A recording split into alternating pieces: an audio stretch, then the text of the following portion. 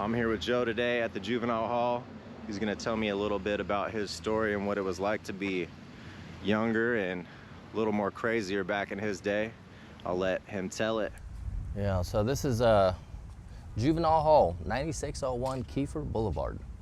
Let's see, from the time I was, 93, 94, 95, 96, and up until 97, this is where I grew up, at a juvenile detention center.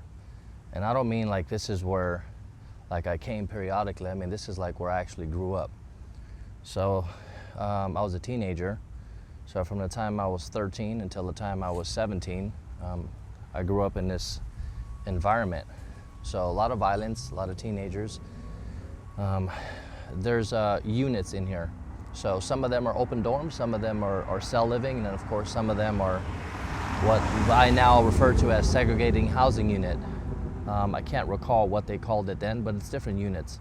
There was H unit, and then if you were going to the California Youth Authority, eventually you went to J1 and J2. Like a lot of infamous rappers spent a lot of time there. Most notorious, X-Rated. He spent a lot of time in J unit. I was locked up with X-Rated at the time. He was in J unit, then eventually went to county, and I'm happy that he got out. Sorry to say, but I grew up to his music and Brother Lynch Hung since forever, so I'm happy that he finally got out. Me too. But that's neither here nor there. So Juvenile Hall, as crazy as this may sound, I actually learned a lot here. So I learned how to read and write here. I didn't know how to read and write for many, many years. So 13, 14, 15, I learned how to read and write because I wrote letters to girls. So my then girlfriends, I had my friends proofread my letters. I was a little embarrassed, but somebody had to proofread them because, I mean, they were garbage. I mean, I'm dyslexic. A lot of people don't know that. I also used to stutter. A lot of people don't know that either. I no longer stutter. So I don't know how much you know about dyslexia, but words and letters they kind of flip-flop, and I have a hard time reading certain things, and I caught myself. So I never read a lot, but because I wanted to communicate with women, I just wrote a lot of letters. So that's how I learned how to read and write. Growing up as a kid, got into many, many fights. I don't know how many fights I got into here, but a lot. One time there was an escape here that I helped orchestrate. So some juveniles escaped from here because one of the staff left the back door open, and I seen that it was open, and I knew that some people really had to get out. So I was like, hey, the back door's open. Now's your opportunity to escape. Like, he was really looking at some serious time, and he was looking at going to the California Youth Authority. So 6 people escaped. So there's this long bench, and you take this bench and you flip it up and you climb up it, and you got to climb off over the roof. So you start climbing over the roof, and then you find a way down. So I helped some people escape out of here. Too late now. But so that's where you go in at, you know, through back there. I don't know how close we can get because I don't want to get kicked out. Yeah. But this is where you, that'd be like receiving.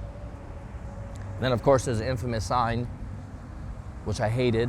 And then around the back is another facility called Wharton E. Thornton Youth Center. That's what we called as a girls' school.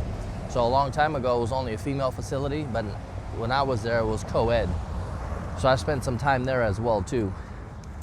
So I'm trying to think, my very first time that I came to Juvenile Hall, I'm trying to remember what I was convicted for. I think I was arrested for having a dagger, a double-bladed dagger. And I forgot that I had it on me. As a juvenile, I always had weapons on me. Knives and guns were preferable, my weapons of choice that I had. So I'm pretty sure that's the first time that I actually came here. Although this isn't the first time that I was incarcerated. The first time I was incarcerated was in Woodland, and we'll go to that facility as well too. That's a co-ed facility. So the first time I was incarcerated, I was 12.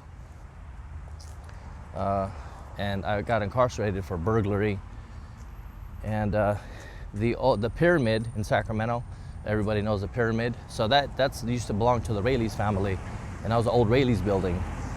And we broke into it, and we found like microphones, bullhorns, Polaroid cameras, for those of you that remember Polaroid cameras. We walked out with a bunch of shit, and we set off the silent alarm. And as we set off the silent alarm, the cops came. And when the cops came, I mean, we couldn't do anything. So They came, they arrested us, and that was that. I was 12. And then I got out and I had to go back to court. I never went back to court. And then I was on a run. And then I got arrested when I was, what better place to hang out than by the sign? So I was on a run. And then when I was on the run, I committed a number of other crimes that I never got caught for. So as a juvenile, like I was bad. I was terrified of going home, and this was actually my home. So as crazy as that sounds, this actually made me feel very, very comfortable here. Much different than prison. So like my friends were here, not all the time because I was in the gang. So sometimes I'd show up to certain units, and there'd be more of the opposite rival gang. And then sometimes I'd show up and there'd be like 10 of my friends here that I grew up with. So, you know, it was home. We all welcomed each other. It was a good time. A lot of fighting, a lot. But I never had a problem with fighting. Fighting was, I mean, like I said, my dad beat the shit out of me since I was 10. So violence was just a way of life for me. I do remember one time showing up here, and I was the only gang member from my gang here. And then our rival gang members, there was 6 of them in the unit. And when you come out, everybody gets unlocked, and then you come out, and then you have to sit in the rows. So then, as you sit in the rows, you see who's all there. And then I recognized 2 of them. And as I recognized 2 of them, I said, okay, they're probably gonna try to either attack me on the way to Chow or on the way back. So then I seen the 3rd one, and then I seen the 4th one, and then one of them sat down right next to me. So I said, well, I mean, it's you know, 6 against 1. So the front row gets up, and the staff was blocked. So that was my opportunity to beat this one up, which I did. And then 2 of them came from the side, but I seen, so as this one was on the ground, then I had to fight these other 2. So I was fighting 3 people at one time. I do recall that. I didn't end up getting the best of them, but at least I got this one. And then the other 2 did their best, but I was able to get away from the staff. And then I went around, and then I started getting into a fight with one of the other ones, the 4th one, because these 2 were already held on the ground. So it was just much, much different than prison. So we didn't necessarily use knives in here, or we didn't necessarily try to kill each other in here, but it was very, very violent. So we used our fists a lot. I mean, I've seen so much violence in here, on the way to Chow, on the way to school, inside the cells.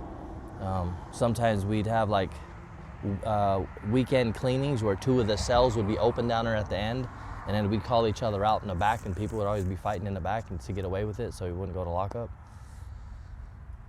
It was an interesting time. But it was normal to me, actually. Like, I didn't see anything wrong with it. I didn't think that I was doing anything wrong. I didn't think that what I was participating in was abnormal. I mean, seeing people get slammed and seeing people get thrown through windows from the staff, it was normal for me. It wasn't anything that I was afraid of or anything that I'd run away from. I actually loved it.